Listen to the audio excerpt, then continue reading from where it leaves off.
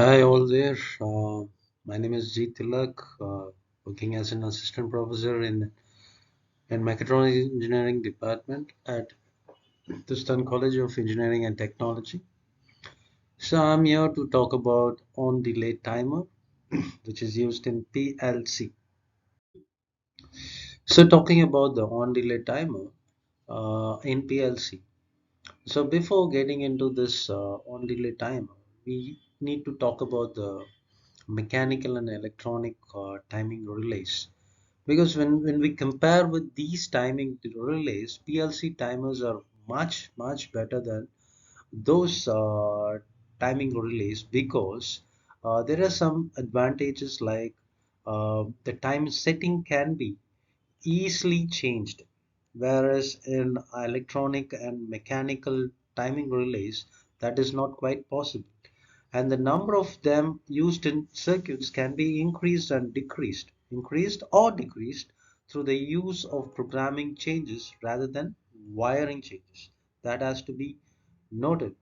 So there's another advantage of using the timer. The timer accuracy and repeatability are extremely high because of its time delays generated in the PLC processor. That is the main reason why the timers are more superior.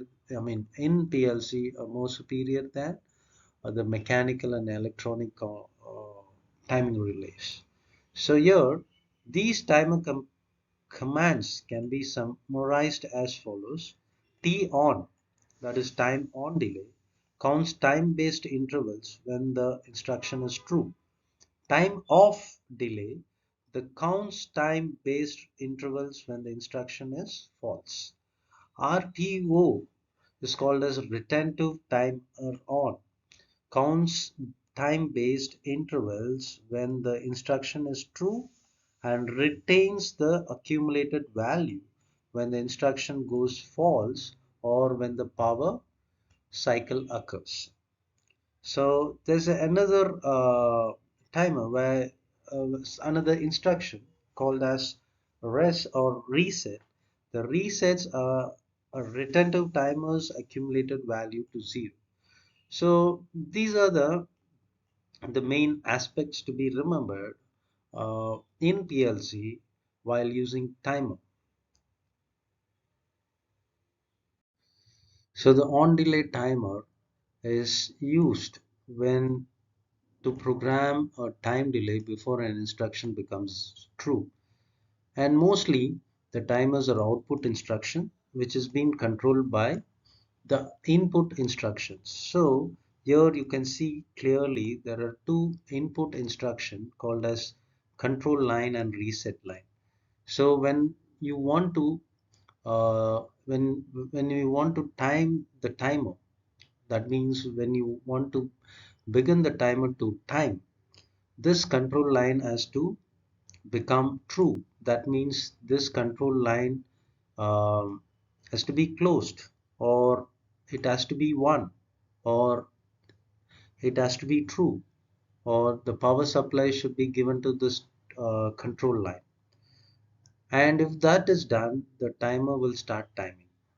When the power supply is removed from this control line, the timer stops timing.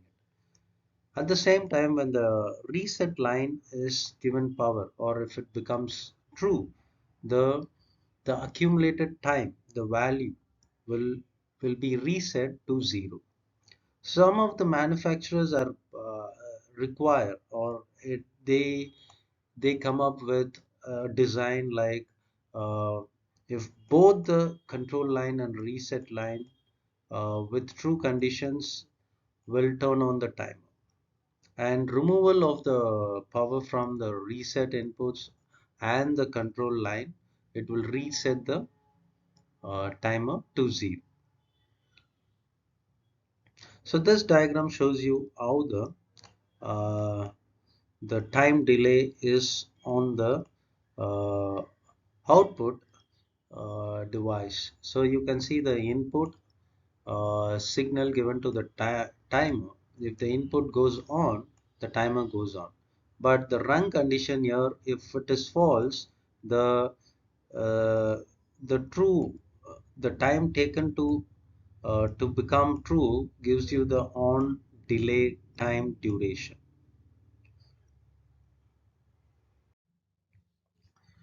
The operation of the on delay timer can be summarized as follows. So here you all can see the run condition of the on delay timer, and in the previous slide as we discussed, when the input is on, when the power supply is given to the input, when the condition of the input is true, the timer goes on. So when the timer goes on, what happens is the on delay timer operates in such a way that when the run containing the timer is true, so that when the run containing the timer is true, what happens is the timer timeout period commences. At the end of the timer timeout period, an output becomes true. So at the end of the timer timeout period, the output device goes on. Okay, so the timed output becomes true sometime after the timer run becomes true. Hence, the timer is said to have an on delay. The length of the time delay can be adjusted by changing the preset value. So, in this diagram, you can see the instruction, the on delay timer on delay instruction, and you can see the specification of the instruction which is being used in Allen Bradley. So, in addition, some PLC can allow the option of changing the time base or resolution of the timer. As the time base you select becomes smaller, the accuracy of the timer increases. So in this slide, you all can see the on delay timer in detail, the instruction of on delay timer in detail. So you can see the file type, the file number of the timer, and the timer number. So the T represents the file type, the 4 here represents the file number, and the 2 here represents the timer number. So totally, in general, it is called as T4:2, where this becomes the on delay timer instruction. So you can see that the preset value, the accumulated value is all given in that instruction. Uh, the enable bit EN actually represents here. You can see the EN here, isn't it? So this EN represents the enable bit. The enable bit is true if the enable bit is true as the status of 1. Okay, if it becomes 1, whenever the timer instruction is true. So whenever the timer instruction is true, the enable bit goes to 1. Whenever the timer instruction is false, the enable bit is also false. That is nothing but the status becomes 0. So you can see another instruction here called as TT, that is timer timing, TT, timer timing bit. So the timer timing bit is true whenever the accumulated value of the timer is changing.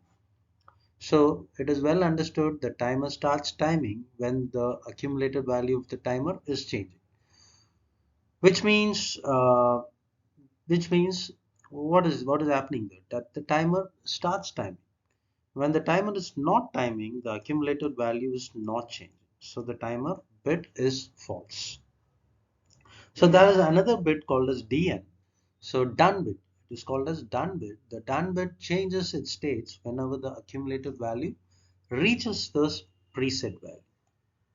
Its state depends on the type of timer being used.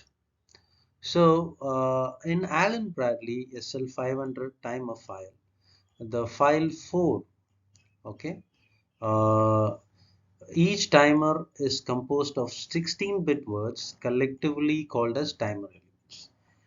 There can be up to 256 timer elements. Addresses for timer file is 4, as I said. The timer element number is 2, as I said before. So in general, T4 is to 2 is the timer instruction. So you can see the details here. So T4 is to 2 slash DN is the address for the done bit of the timer.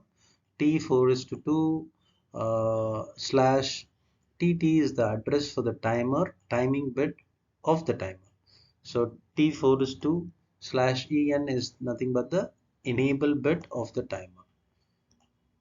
Here's an example for on delay timer, and you all can see the on delay timer on delay instruction with the file name and the accumulated the preset value, 10 second here, and an input is here. If this input is closed, what happens is the timer goes on. So once the timer reaches 10 seconds, the accumulated value, that is 10 seconds, what happens is the done bit is energized, the done bit is becoming true here, and the output is energized. So you all can understand that after 10 seconds the output is going on. The output is on. The output is on. That means it is equal to 1. So this gives you an example of timer on delay instruction, how the timer on delay instructions can be used in an application. Thank you.